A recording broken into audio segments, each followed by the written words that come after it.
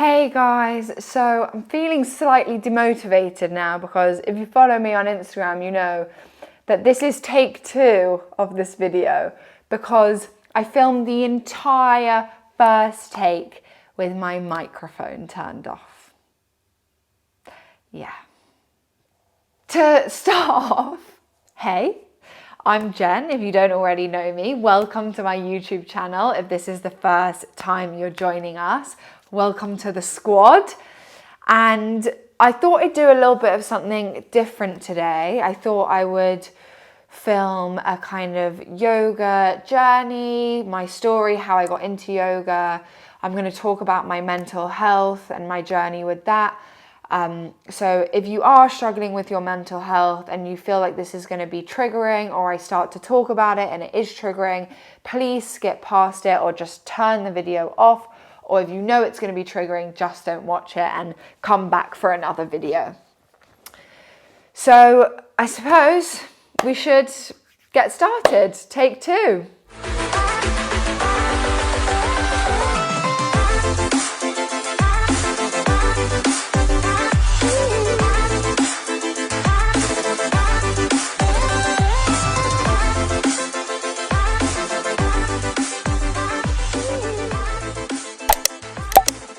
Okay, so here we go. Now I've given it one run, I can at least talk about it a little bit less emotionally, and also I kind of know the running order of what I'm going to say.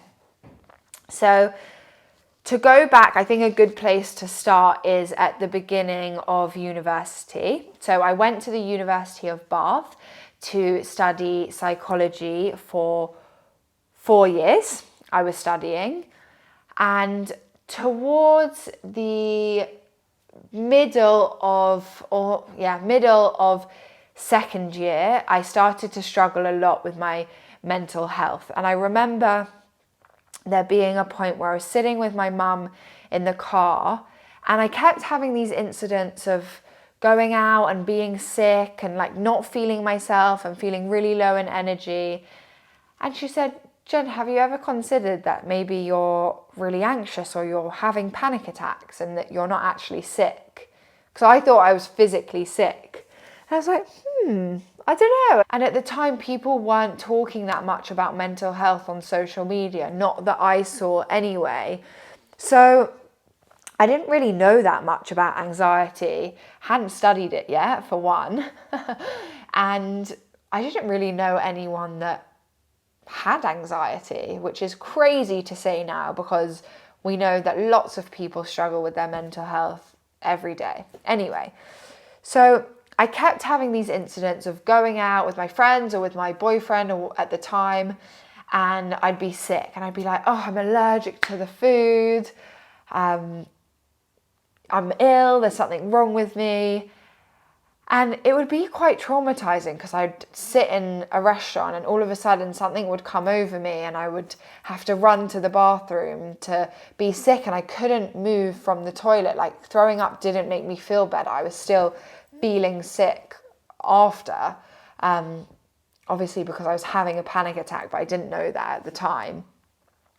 And kind of as time went on, I started to think about what my mum said, and I was really struggling with my anxiety at the time on a day-to-day basis.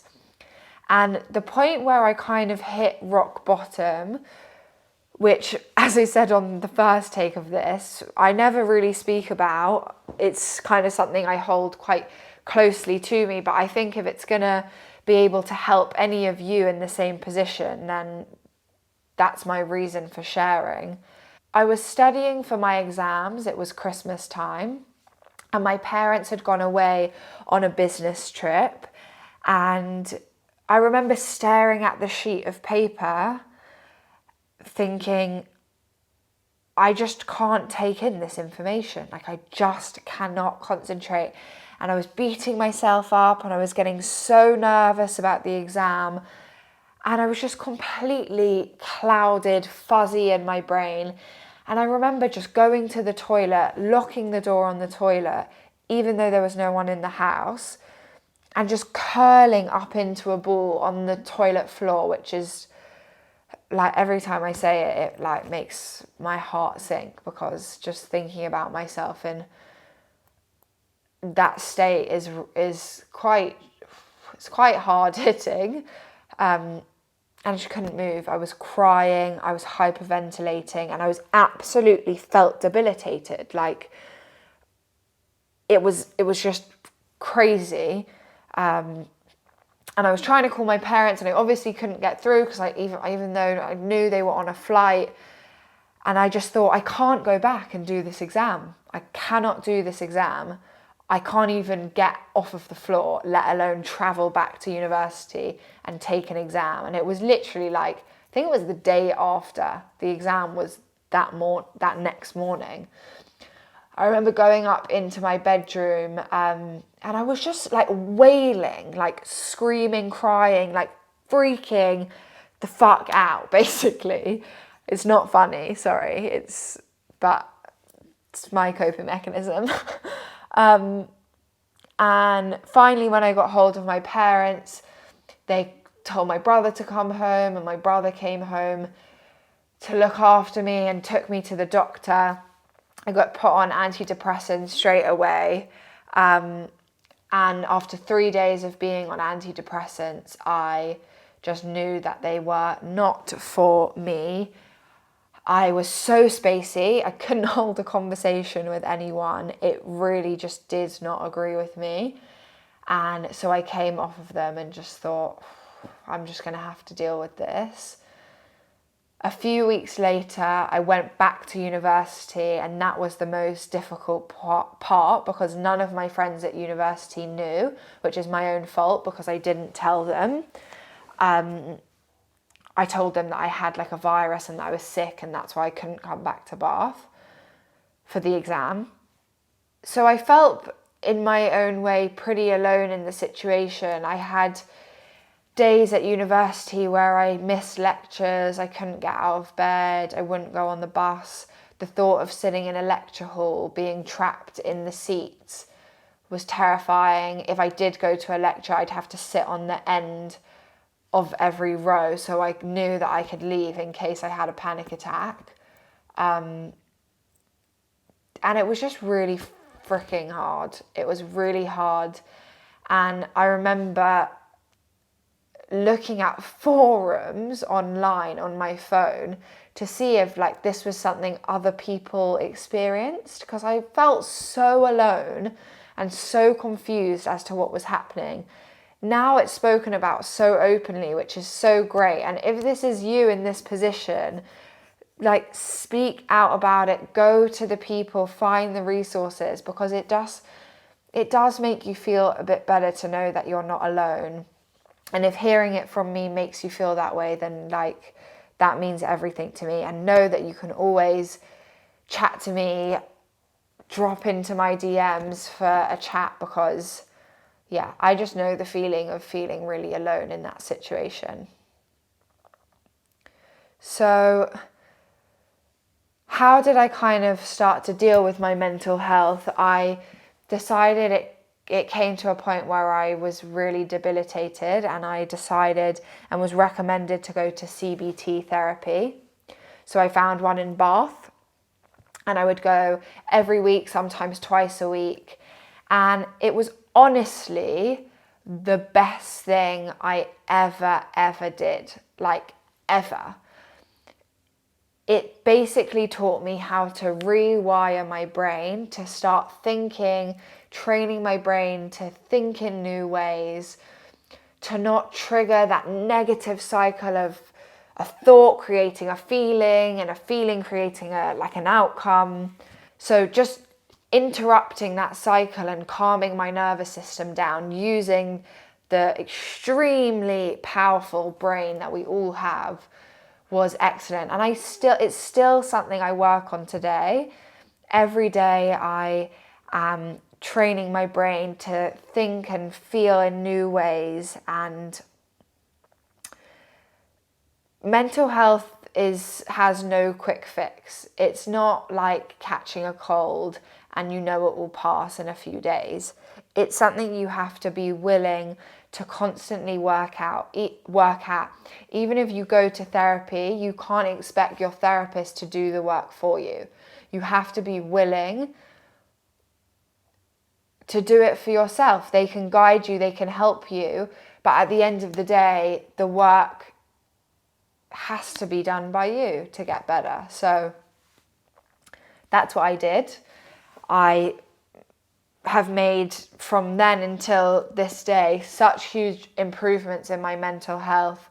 Of course, a big factor is yoga, entering it, but I was in a much better, more stable place when I actually found yoga, which I suppose now that I've got the heavy stuff out the way, I can move on to. But just before I do, again, if there's anything I can do, if there's any advice you want to hear, please message me, because it's just nice to not feel alone. And it's nice to know that there is hope and that the power resides in you. So yeah, anyway, before I get emotional, let's move on to yoga, because I love talking about yoga. So on to the yoga chapter of my journey. So in the summer after my third year of university, going into my final year, I had this mad long summer. I think it was literally like a 5-month summer break where I wanted to go on a yoga retreat. And when I was searching for yoga retreats, I came across all these 200-hour teacher trainings, and I was really intrigued. So I started looking more into it. And I thought, instead of doing a retreat, it would be fun to do a teacher training and learn a new skill.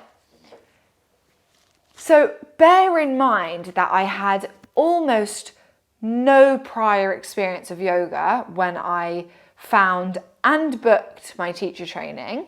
I had done one yoga class in my life before. And if you were sitting there saying it to me now, I would say, Jen, that's freaking insane. Like, why? Don't do that. But I did it. So, and it worked out okay for me. Not saying you should, but I kind of knew in my heart of hearts, I can't explain what it was, but it was this intuition feeling that I just knew I was going to love it. I could just tell I was going to love it. And I don't know why, but I just could. So I had lots of conversations with the organizer of the teacher training. So I trained with Floating Yoga School. Helen is the owner, and we had a few chats, and I said, listen, I don't really have that much experience of yoga. Can I come anyway? I'm not really planning to teach. I just kind of want to learn about yoga right from the start. And she was like, yeah, sure. Sometimes I do take people that have never really done yoga before, or like don't have a strong practice, but really want to learn all the fundamentals and the philosophy of yoga right from the beginning before they pick up any bad habits in studios, etc. So off I went on my teacher training. Oh, just before that, I did a 6-week beginner's course at Tri Yoga in London. That was my only experience I went to my training with. So I learned how to do a down dog, cat and cow, eagle, the warriors. And I think that was about it, all jokes aside. Yeah, I think that was actually it. So I went to my teacher training basically half knowing how to do a down dog, and that was it. I definitely didn't know what I was in for. I remember little me shipping myself off to America. I didn't say that. It was, the teacher training was in California in a little town called Oxnard, just outside of LA.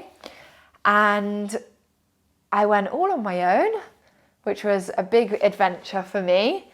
And yeah, I remember going to the house where everyone was.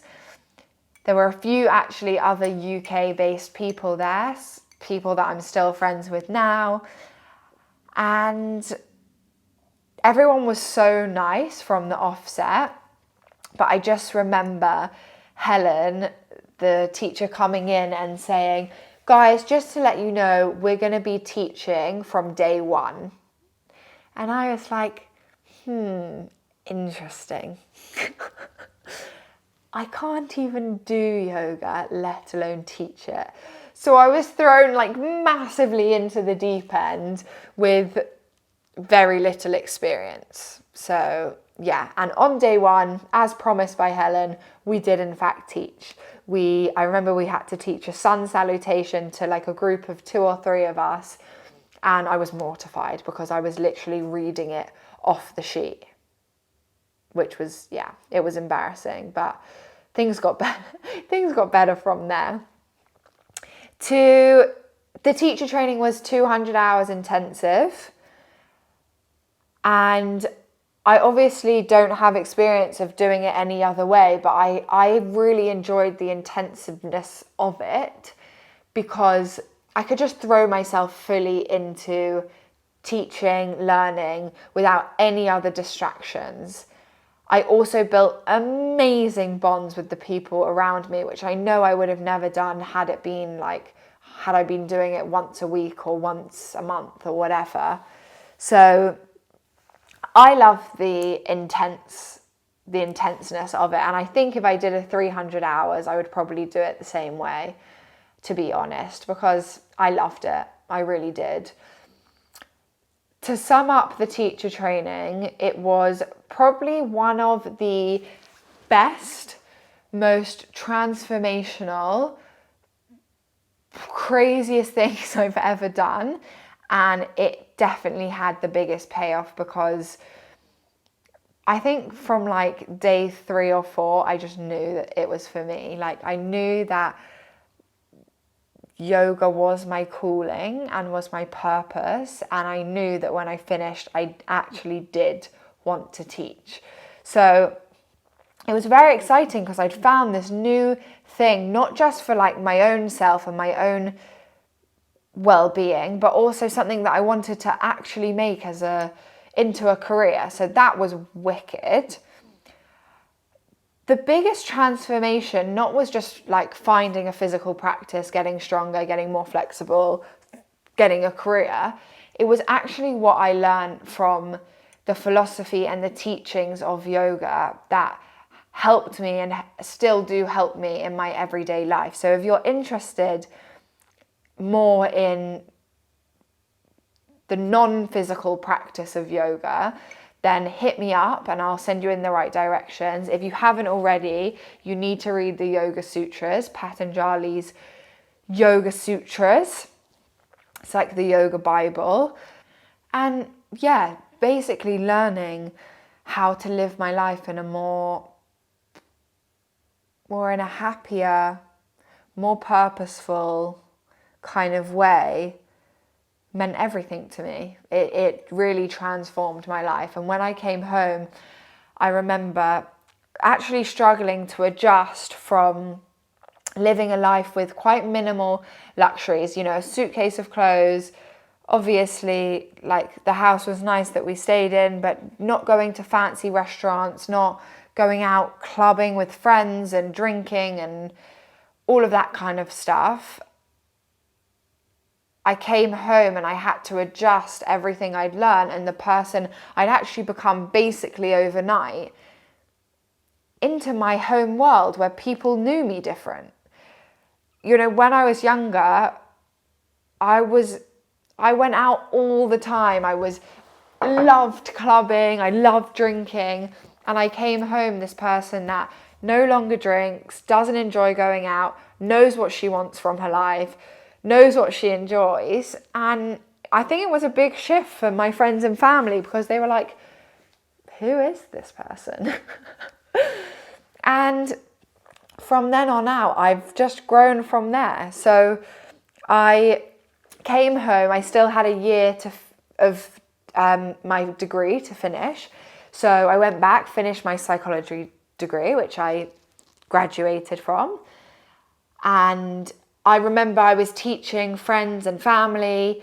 I also taught the Bath rugby squad, the university rugby squad, and I remember thinking, if I can stand in front of 40 men my age, I can do anything. I'm invincible. And I still think about it now, like when I'm doing something that feels a bit scary in terms of my teaching, I always go back to that moment of standing in front of 50 boys teaching them yoga, who were all like laddish and oh God. So yeah, I can do anything if I can do that. So after I graduated, I took the summer to kind of think about what I wanted to do, how I wanted to go about things, and I started teaching privately. My first client was one of my mum's friends who I had taught like to just basically keep up my teaching. And she was like, Jen, I'll be your first client. I promise I'll be your first client. So I knew when I started on day one, I had one client. And the reason I went down the private client route was because I remember on my teacher training, someone saying, you know, if you go into a studio, they kind of half guide you to teaching in a certain way. And I knew that I liked teaching in my own way, and I knew what I had was somewhat special to me, and I wanted to build that. And if you've done any of my yoga classes online, you know that I teach in a very individual way to myself. Like it's very, I call it blessed yoga. That's what it is. So I didn't want to lose that. And I thought if I was teaching privately, I would never lose that. I've never taught in a studio. I've only taught in a members club in their studio. All my classes are private and I love it. And it just kind of spread by word of mouth. That's the only way it happened. People started to recommend me. And now, obviously, moving more onto the social media side of things, my social media was obviously a good platform to start attracting clients. Not really that I take that many clients from Instagram, but because I just don't think it's safe. But yeah, getting myself out there so that people within my circle and connected circles could hear about my teaching was a good way to put myself out there. So yes. Now I suppose is a good time to link onto the social media side of things. Okay, so transitioning nicely onto now why I started my Instagram account and then the YouTube, obviously. I started my Instagram 2 years ago. It's actually my Instaversary in 2 days on the 14th of June. So if you want to wish me like a happy Instaversary, you can. I'm waiting. I'm joking. So I started my Instagram 2 years ago, and I remember being absolutely terrified to start it because it was basically putting yourself out there, sharing your passion for all your friends and family to basically judge you, because that's what we do in Western culture.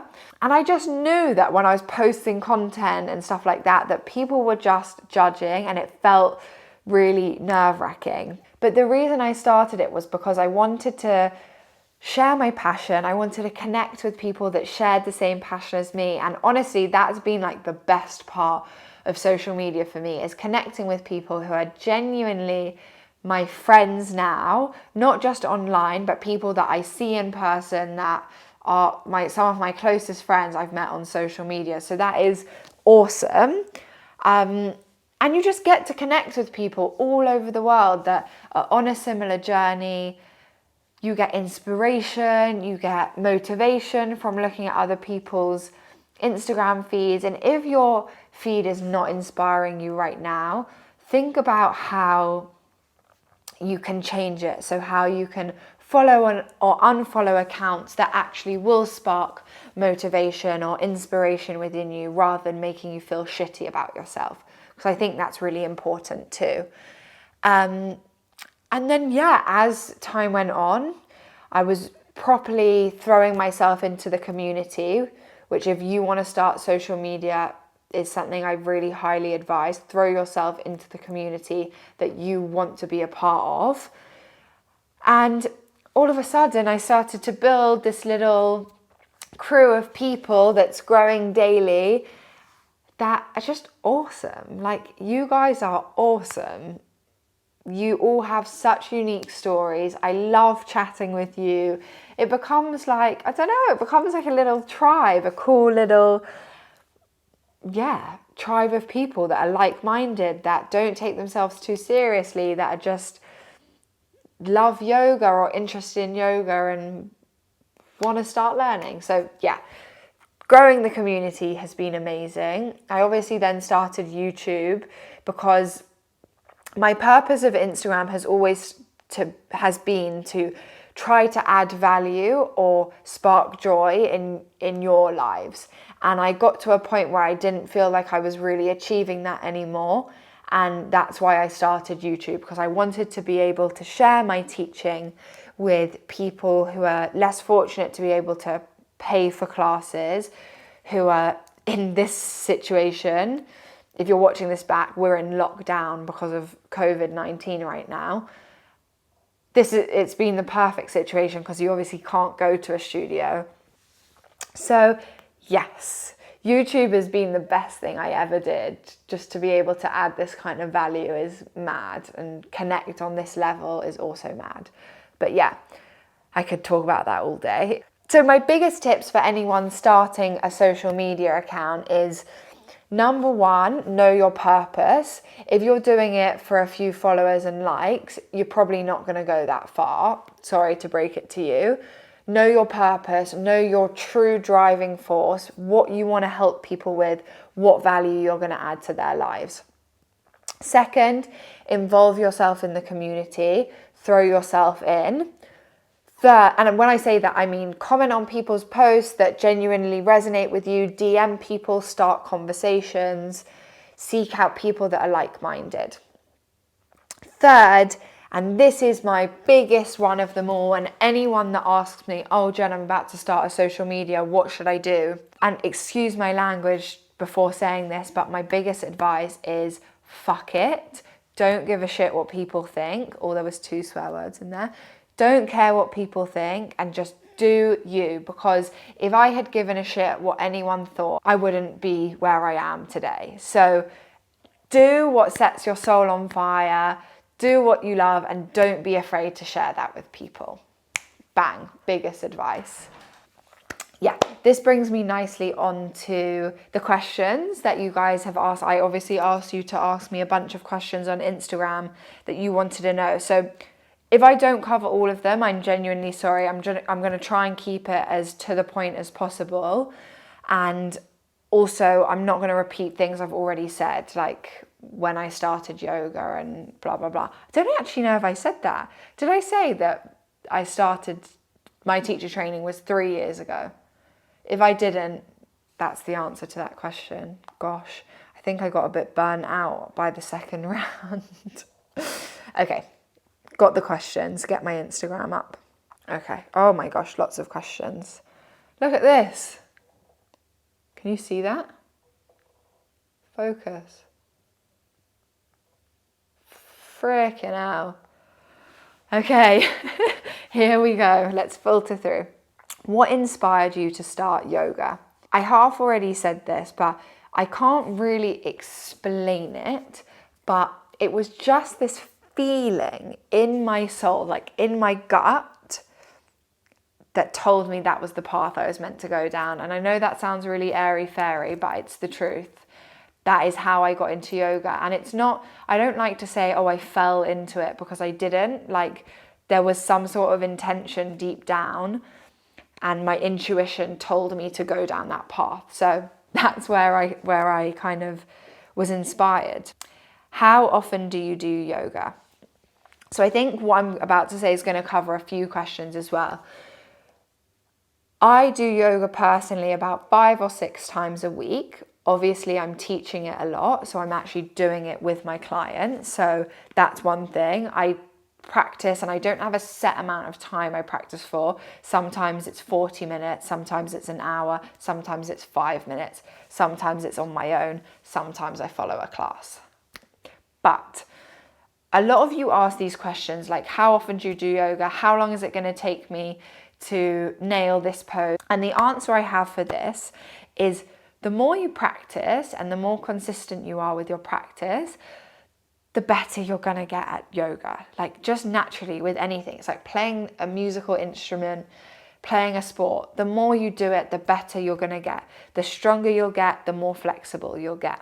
So yeah, it's about patience and it's about consistency. So if you feel like you're saying to me, oh, but how long is it going to take me to do a headstand?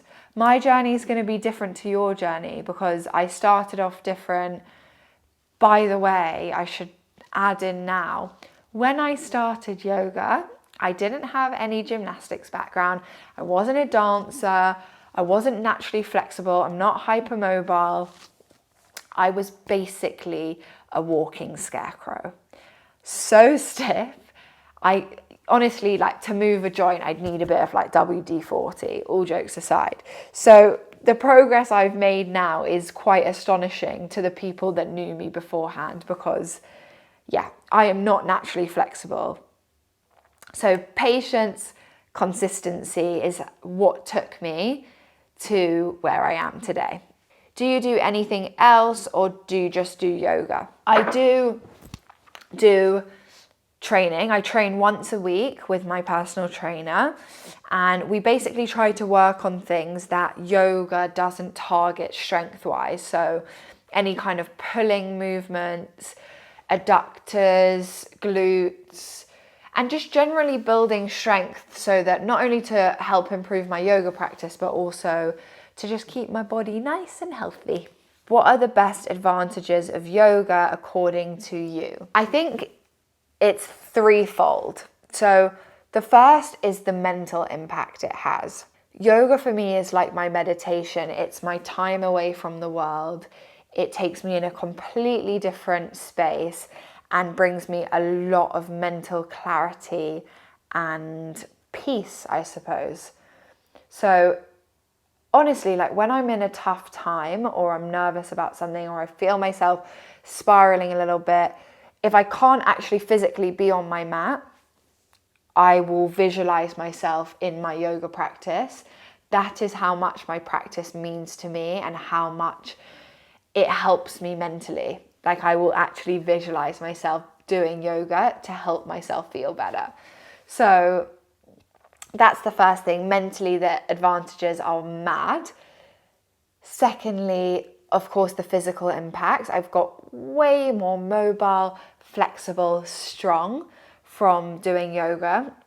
And I've only really trained recently, so all the strength that I had to do inversions and things like that has been purely from yoga. Yoga definitely helps to keep your body healthy. And finally, there's of course this spiritual impact that it has, this ability to kind of connect with yourself, your inner power, your inner strength, and just kind of a mad connection with your soul. So the advantages are endless. So if you're thinking about getting into yoga, now is your chance. What poses did you find the easiest and what took you longer to master? Okay, so naturally, it seemed that when I started to do yoga, my spine became more it wasn't naturally flexible, but it became flexible most easily compared to the other parts of my body. So any back bends came easier to me than other poses. The things I struggle with the most now are anything kind of leg hamstring related, because my hamstrings are so tight, and no matter how much I stretch them, I'm not that consistent, I could be more, but they are just freaking tight, and they're better than they used to be, but still. So splits, standing splits, half splits, wide leg fold, seated fold, anything like that that requires openness through the backs of the legs, I struggle with a lot. Wide leg fold is probably, I shouldn't say this, but it's my nemesis. How did you get the confidence to become a yoga teacher with so little experience? So the courage I got to go on my teacher training, my therapist kept saying to me, feel the fear and do it anyway. And that is the mentality I went on my teacher training with. I was absolutely petrified, don't get me wrong. There was a lot of fear, but I thought, what is the worst that can happen? And the more you do things outside of your comfort zone and realize that, you know, there was no major negative impact, the more you kind of have that evidence, pack of evidence or toolbox of evidence to go back to be like, oh, I did it then, I could do it again. Hello? So to be able to have the confidence to actually go out and teach, I know I said about the teaching the Bath rugby team, so that obviously helped me get a little bit of confidence, but honestly, the only way you can build confidence is by doing. And my biggest advice for anyone that's just come out of their teacher training or wants to be a teacher is teach. Like, the only way to really learn is on the job. You can do as much practical work as you possibly can do, but until you're actually on the job, you don't learn like you would do on the job. How do you master new poses? Do you practice the same thing every day within your yoga practice? So sometimes if I'm like really passionate about getting a yoga pose, I will practice it every day because I get a bit like addicted to the journey of it. If not, if it's more of like it's more for the long haul, then I won't practice it every day, and sometimes things just come naturally as I get stronger or more mobile and flexible. Megan, how have you learned to sit in discomfort during yoga? I think the best advice I can give with sitting in discomfort, you put it in little quotations because that's probably what your yoga teacher has said to you, is to breathe. And to be able to breathe through the discomfort, and also to be able to identify the difference between discomfort and pain, because pain is a feeling that is sharp, shooting, agonizing, leaves you with shortness of breath, like you can't breathe properly, whereas discomfort is something you can breathe through. That's the best indicator if you can breathe through it, but also you can still be in pain and do damage breathing through something. I know that myself. So listening to your body, but also knowing that the voice inside your head that's telling you, oh, I can't do this, it's too difficult or it's too uncomfortable, knowing that with your breath and with your mental power, you can push through that. What types of yoga do you practice regularly and why? So I'd say I most commonly practice vinyasa with a mix of hatha. That's what I teach as well. I like the kind of fast flowiness of a vinyasa, but I also feel like sometimes poses need to be held for longer, which is more of the hatha side of yoga. I also like to do yin. I don't do it enough. Yin is a practice where you hold poses for like 10 breaths or longer. Sometimes you're there for 3 to 5 minutes. And it's really to get into that deep tissue, fascia, and offers a mad deep release. And it's amazing, but I don't do it enough. I should do it more. Have you ever injured yourself while doing yoga? So I kind of half touched on this just a few questions ago. I wasn't actually doing yoga when I injured myself. I was doing a wide leg fold as a stretch, not as part of my yoga practice. So I wasn't that warm, and I tore my adductor. So the inside, I'm trying to show you now, the inside part of my leg, I got an acute tear.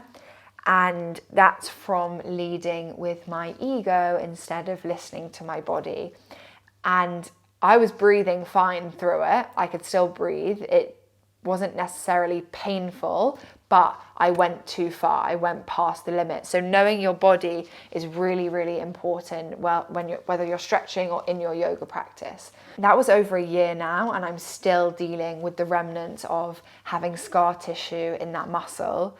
Really avoid overstretching, or injuring yourself in any way, because it's not pleasant to heal from. I promise you that. How do you keep motivated on those lazy, sore, lethargic, sleepy, busy days?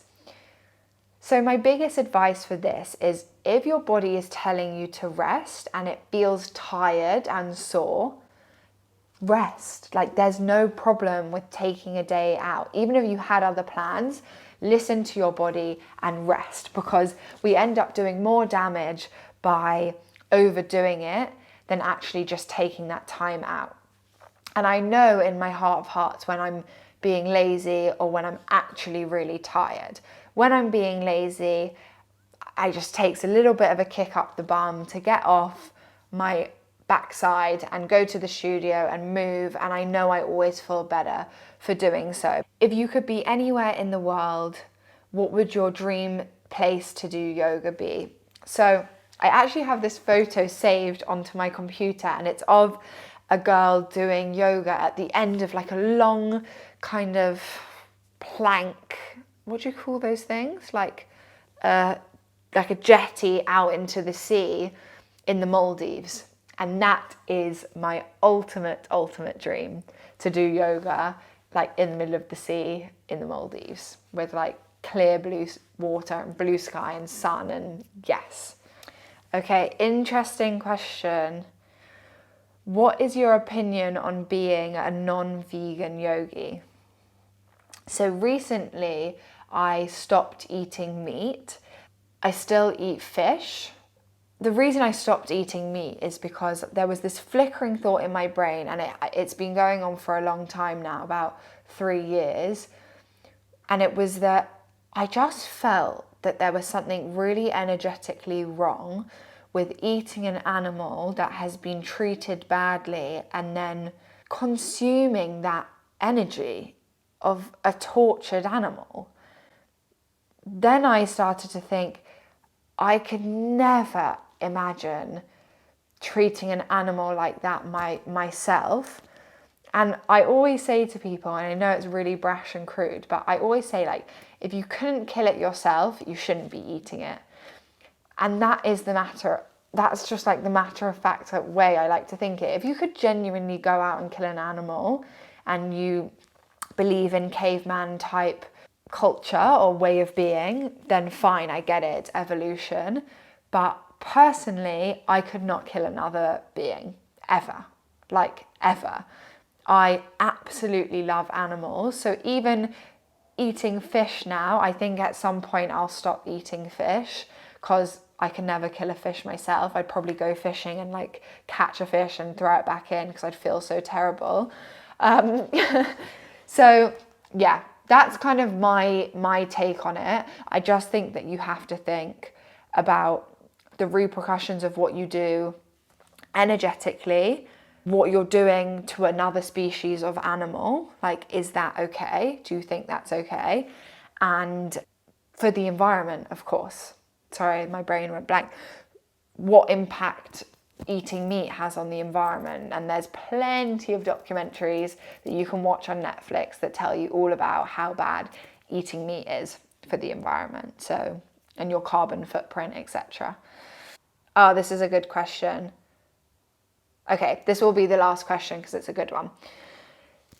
What advice do you have for beginners? Things that you wish someone had told you when you started?